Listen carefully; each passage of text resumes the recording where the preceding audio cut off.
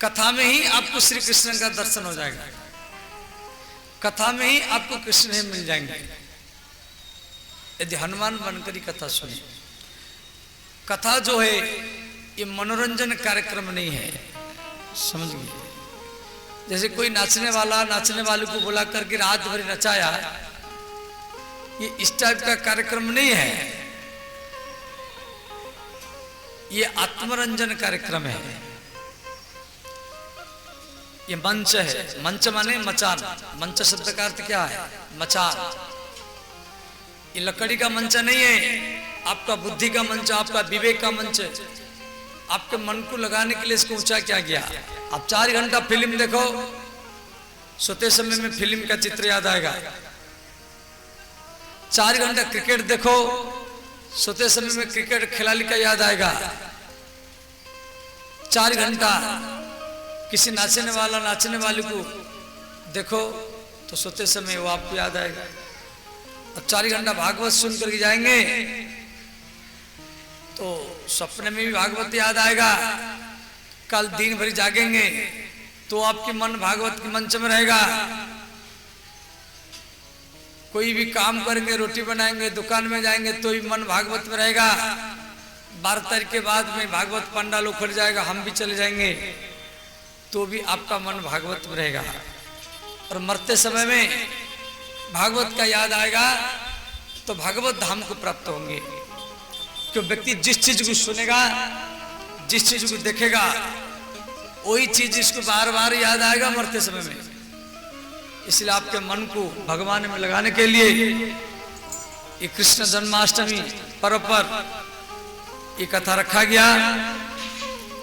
और सब सम्मिलित होकर के, एक होकर के, समन्वय, सद्भाव, समभाव, समाज में एकता भाव रखे और एक होकर के सब इसका लाभ ले।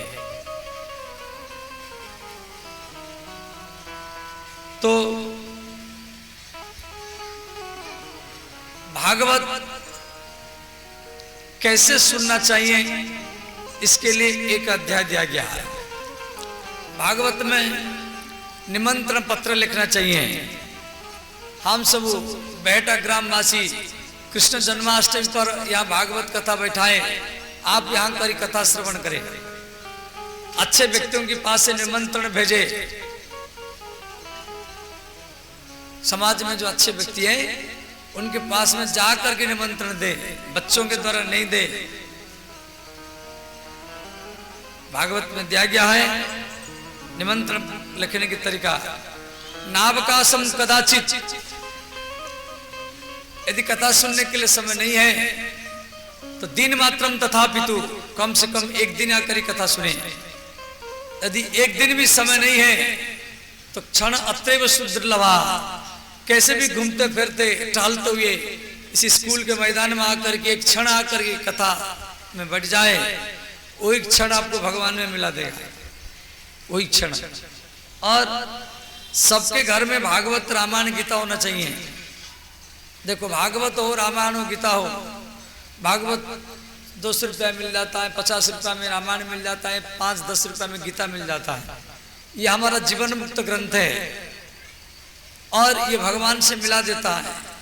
एक ही व्यक्ति तो एक दिन में 20-30 रुपया का बीड़ी सिगरेट पी जाता है, 100 रुपया मदिरा का पी जाता है,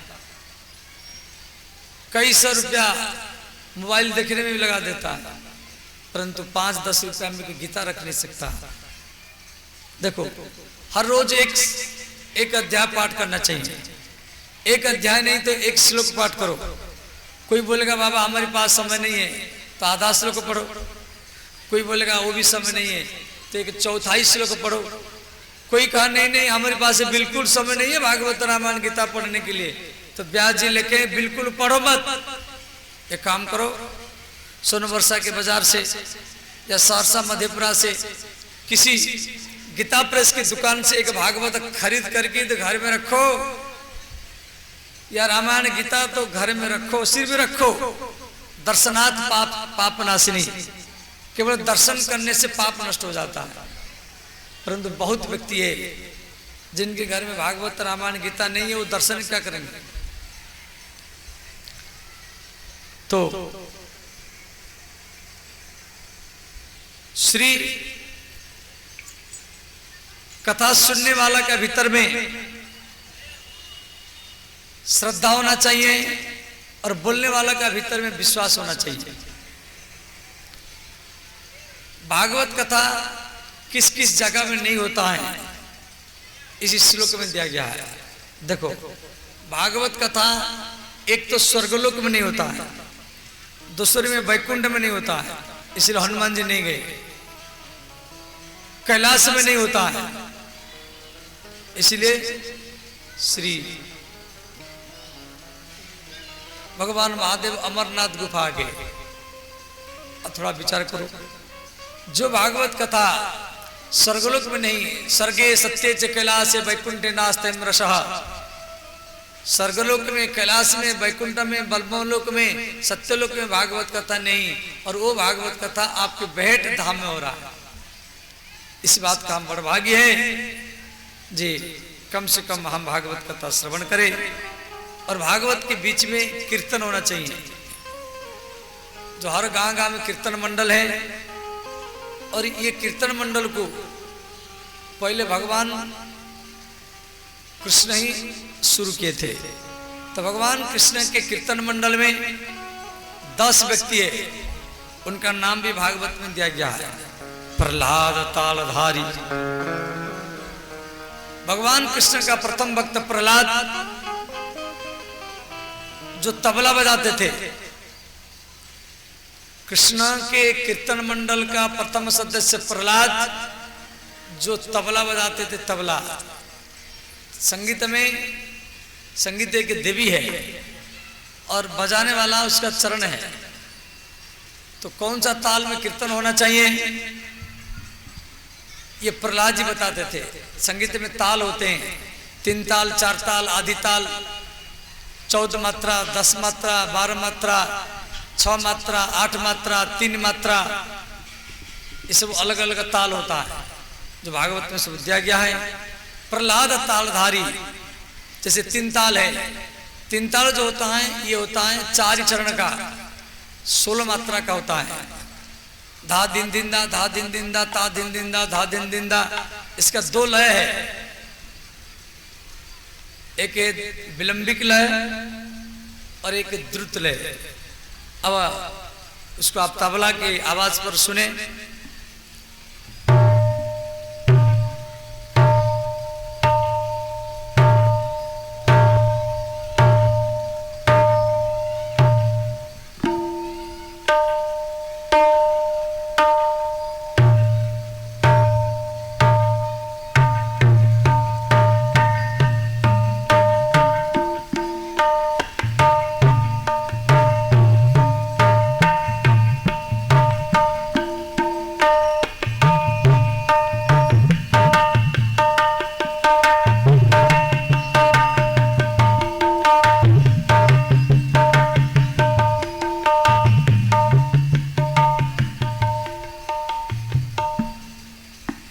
तो ये था 3 ताल।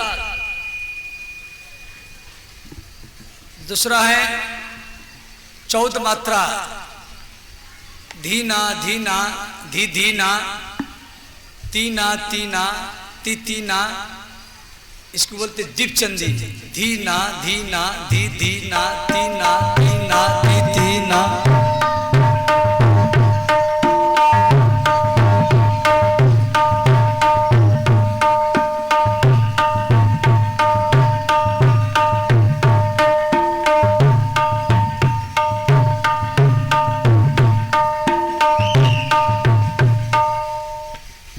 और कहरवा, कहरवा जो होता है ये 8 मात्रा का होता है। ये 2 चरण हैं, धागे नाती नक धिन।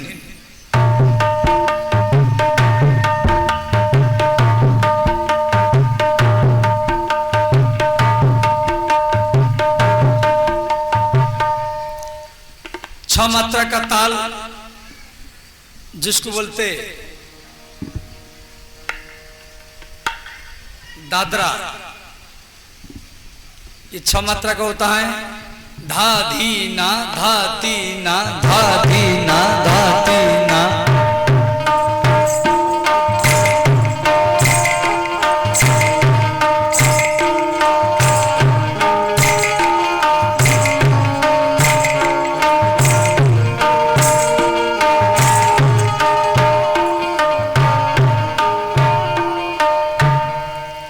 इसको बढ़ाएंगे, इसको थोड़ा तेज करेंगे, इसका हो जाएगा खेमटा। इसका आवाज कैसा होगा? धादिना नातिना धादिना नातिना धादिना नातिना। सब दोनों हाथ उठाए, हर हर महादेव।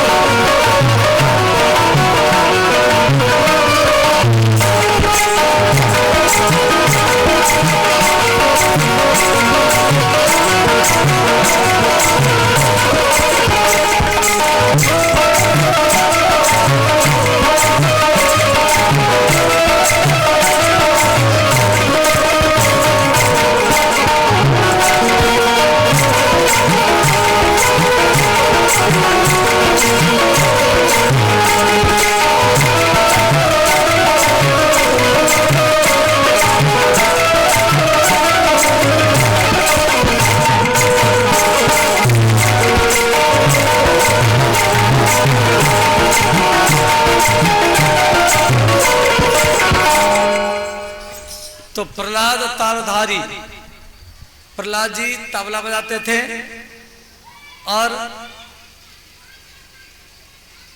उद्धव कंसाधारी, उद्धव जी मजिरा बजाते थे। मजिरा माने जो मन को माज दे, करताल साफ कर दे।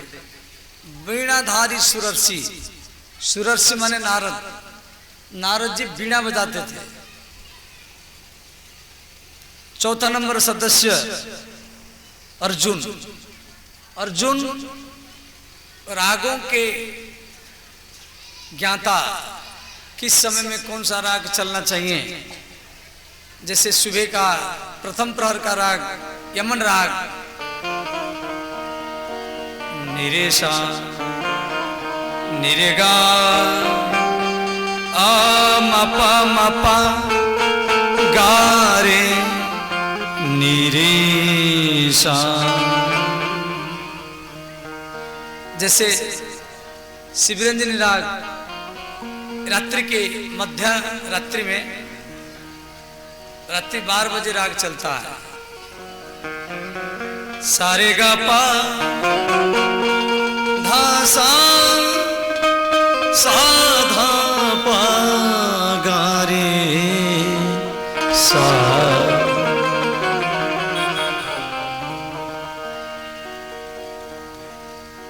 ऐसे ही अलग अलग राग है।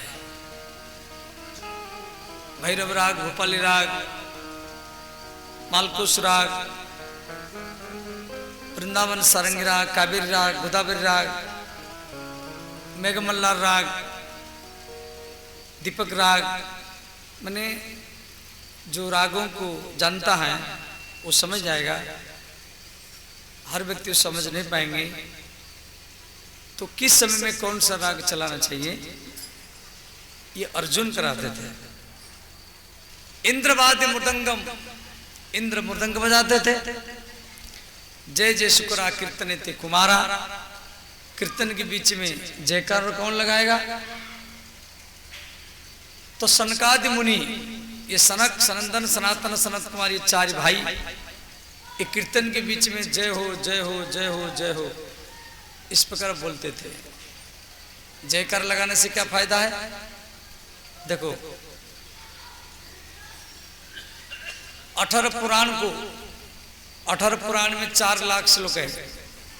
स्कंद पुराण में 81,100 श्लोक, शिव पुराण में 24,000 श्लोक, ब्रह्म वैवर्त पुराण में 18,000 श्लोक, विष्णु पुराण में 23,000 श्लोक, पद्म पुराण में 55,400 श्लोक, लिंग पुराण में 12,000 श्लोक, गरुड़ पुराण में 19,000 श्लोक, अग्नि पुराण में 14,000 श्लोक। टोटल 18 पुराण में 4 लाख श्लोक है।